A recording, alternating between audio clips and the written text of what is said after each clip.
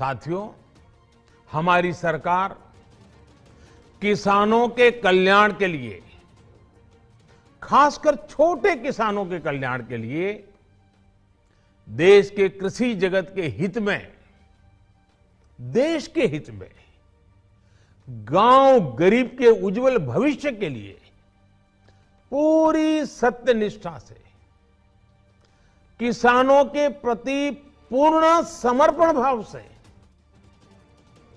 नेक नियत से ये कानून लेकर आई थी। लेकिन इतनी पवित्र बात, पूर्ण रूप से शुद्ध किसानों के हित की बात, हम अपने प्रयासों के बावजूद कुछ किसानों को समझा नहीं पाए।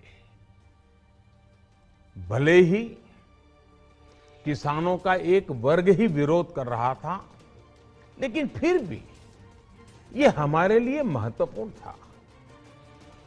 कृषि अर्थशास्त्रियों ने, वैज्ञानिकों ने, प्रगतिशील किसानों ने भी उन्हें कृषि कानूनों के महत्व को समझाने का भरपूर प्रयास भी किया। हम पूरी विनम्रता से, खुले मन से उन्हें समझाते रहे। अनेक माध्यमों से व्यक्तिगत और सामूहिक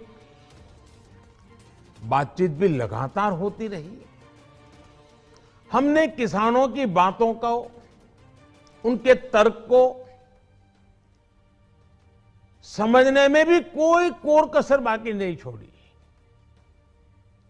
कानून के जिन प्रावधानों पर उन्हें ऐतराज था, सरकार उन्हें बदलने के लिए भी तैयार हो गई। 2 साल तक हमने इन कानूनों को सस्पेंड करने का भी प्रस्ताव दिया।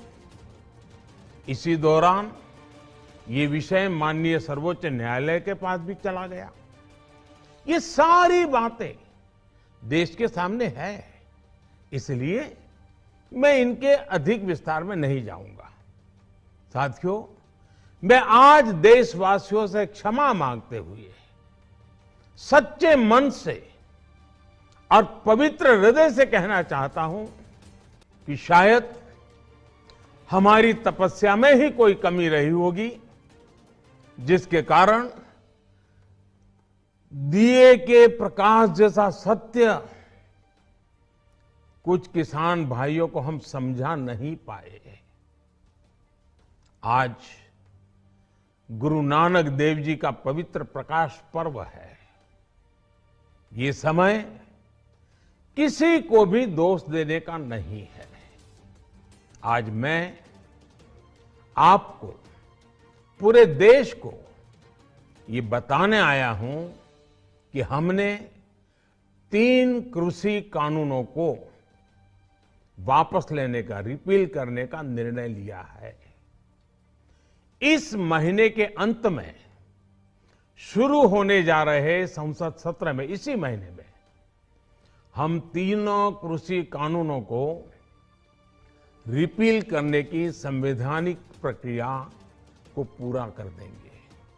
साथियों, मैं आज अपने सभी आंदोलनरत किसान साथियों से आग्रह कर रहा हूं, आज गुरु पर्व का पवित्र दिन है।